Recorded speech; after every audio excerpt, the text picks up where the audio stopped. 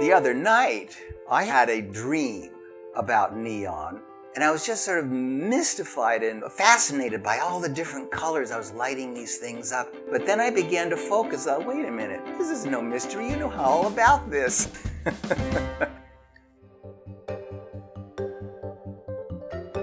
My name is Charles DiBona.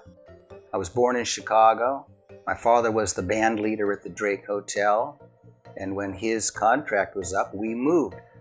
I wound up in California as a child and spent my young life here until going to college. And I was very fortunate to go to the Rhode Island School of Design. And it was at the Rhode Island School of Design where one of the instructors, Dale Chihuly, was illuminating blocks of ice in which neon tubes were embedded. And this is in the winter in Providence, Rhode Island. And of course, they lasted about 2 weeks.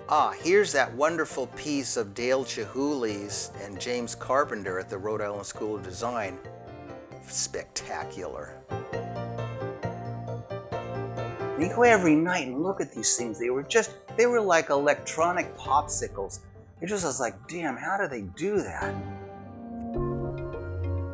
Neon is a noble or rare gas. The actual effect or the actual technology of the light is essentially the same phenomena as lightning.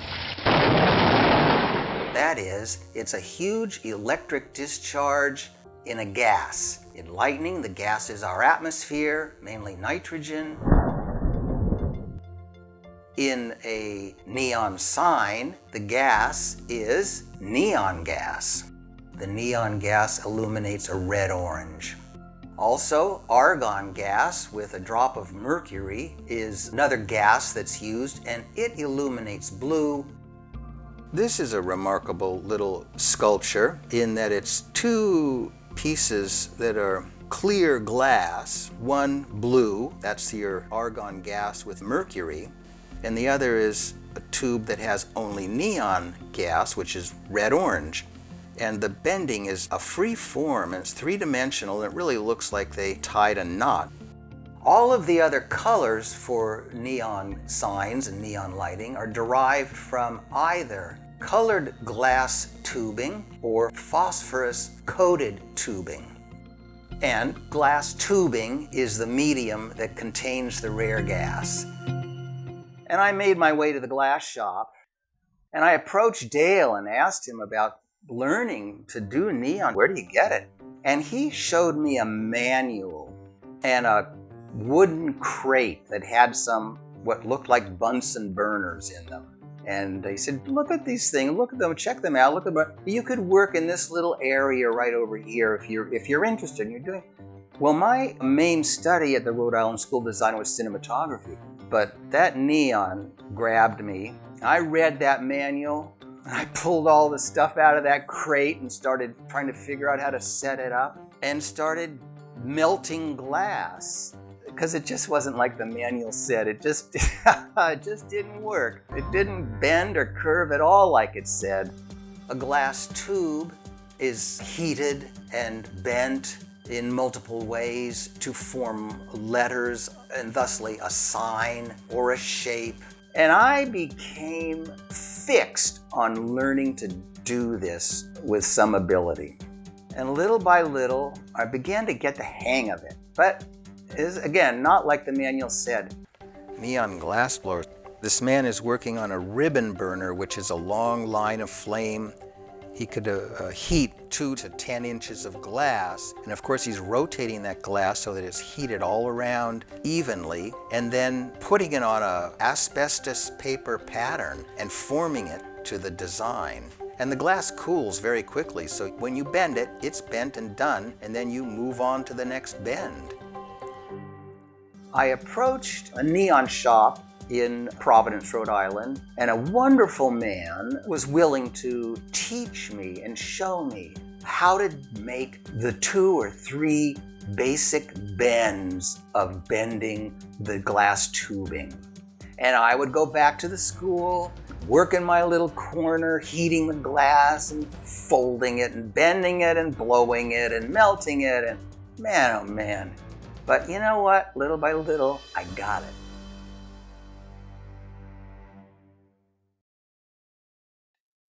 Electrodes are fitted, again, in glass blowing, melded onto the glass tube. And one of these electrodes has a very small tube coming off of it, which is melded to a high vacuum manifold. And a manifold is a system of tubes that connect the neon sign to a vacuum pump and the containers of the rare gas. And in this process of evacuating, that is drawing all of the air, atmosphere out of the neon tube, also heating it at the same time to drive out impurities. When that's completed, the rare gas, whether it's neon, argon, krypton, or xenon, or helium, are backfilled into the tube. And then the tube, with a small fire, is sealed off from the manifold and ready to be assembled as a sign. I stayed in Providence and continued making neon tubes and doing odd jobs. And then it was like, I've got to return to California. This is a California thing. This is not a Providence, Rhode Island thing. And I loaded up a used car and drove to California. I was working in the back room of a friend's business, a garage. I was working in the back of a garage. And, I made a sign for someone, and someone saw it and they wanted a sign. I made another sign. And son of a gun, if I didn't begin to make a little bit of a living. So now it's time to get a studio. We've got to get this out on the street. And that was a real travail to find a space that I could afford. And we found one in a great old Spanish-style building at the corner of Beverly and Vermont Avenues. And again, that's in about 1975. And a lot of work to put in the neon equipment, the glass blowing equipment, and the vacuum pump, and a device referred to as a bombarder, a tremendous step-up transformer, and build a glass manifold to evacuate the tubing and backfill it with the rare gases. And that was the beginning. That was the beginning of custom neon. And the first order of business for me was to make my own sign. And this storefront had a big arched window, and it had 2 large windows on each side of the front door. And I made signs that read custom neon in each window, but each of these signs was in a variety of colors. And it was so attracting and attractive that with the amount of traffic, street traffic, walking traffic that went by, business started. By the way, here is a small picture of the front of Custom Neon, of my shop on Beverly and Vermont that we just lit up. And this part of town was sort of synonymous with a creative type, close to Hollywood. Lots of artists, cinematographers, and we began making, of course, neon signs for other businesses, photographers.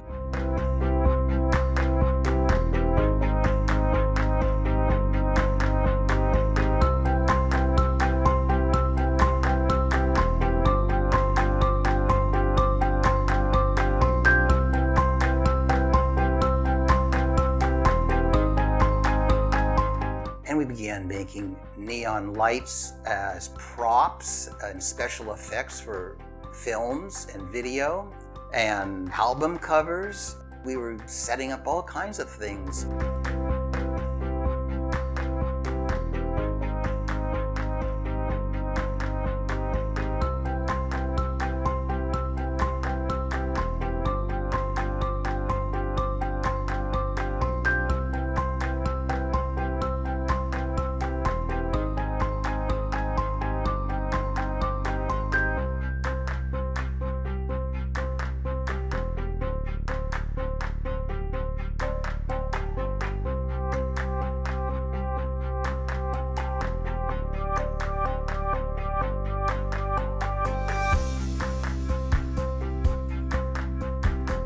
I have a credit for the neon lettering on that George Benson album, and where his name is in neon, George Benson. It was photographed for the album cover. I did not make the neon that was on the billboard on Sunset Boulevard.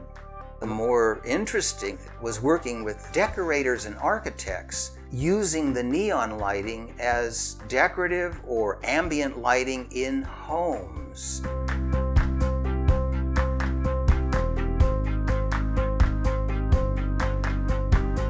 We put neon lights in homes from Palm Springs to Los Angeles.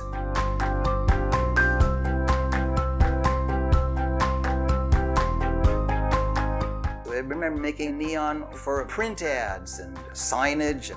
That's great. That's such a classic outline. And that's what neon is. It's linear. And many times it needs that background to fill in the three-dimensionality of whatever it is.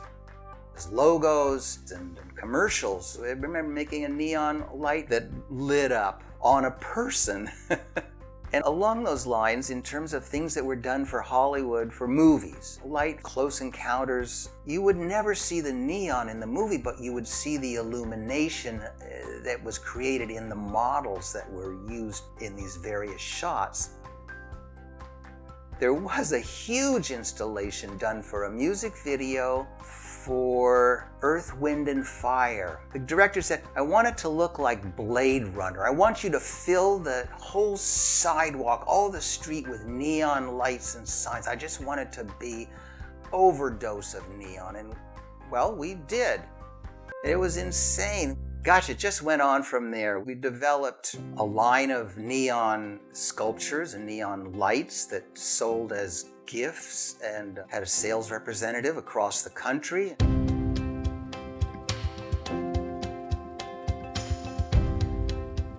Neon, of course, was one of the most efficient lights ever invented in that it uses actually very little electricity and will illuminate for a very long time. Some of the props that were done were for shows in Las Vegas. I'm thinking of a huge neon installation that was used in the Phantom of the Opera, a whole series of short neon tubes that strikes in sequence. It was fantastic. It became a merry-go-round that was hard to either stop, slow down, or control. Art began to take a back seat to business. So when the sign has the gas in it and it's ready to be illuminated, it is connected to a high voltage transformer. It's high voltage, which is a great force, but very low amperage, which is a very small amount of current. And thusly the light lights. And you can see that flow of electrons because it vibrates inside of the tube. Nothing will replace neon. It is such a brilliant and clear image at night. Certainly when I first became excited about neon, the ideas and the possibilities seemed innumerable to me, and my sensibilities tended to the sculptural and tended to the graphic. I had a lot of fun ideas for linear designs and also sculptural designs, three-dimensional designs. No, I haven't fulfilled all of them. In fact, I wonder about continuing to manufacture or to continue to design and fabricate pieces that I'd like to see with animation. And also the three-dimensional pieces were always fun, similar to the piece that's behind me. As you can see behind me, there are at least 30 colors there. And it's just a straight tube of various colors, but when assembled, in this case against the wall in a corner, it takes on a different character. And of course in the evening, the glow is lovely here in the living room. You know, again, possibilities are vast, from Stefan Antonakis to Lily Lackitch. This is curious. Again, a three-dimensional piece involving several different pieces of colored glass tubing and bubbles blown. That is, a tube has been blown into a bubble shape rather than just this tubing. Chrissa and her mirrored boxes that created that multiple reflections. Again, great variety of ideas and designs. Oh, the movie marquees were so wonderful. Neon was popular during the 20s and 30s, and it fit right in with the Art Deco movement of the repeated shapes, the overlay, the interwoven. You know, after about 20 years making neon lights and signs, the field became overloaded with neon artists and other neon aficionados, and just became very difficult here in Los Angeles to actually make a living manufacturing the neon lights. The studios were a lot more stringent on how much money they were willing to pay, and somebody was always willing to work for less money.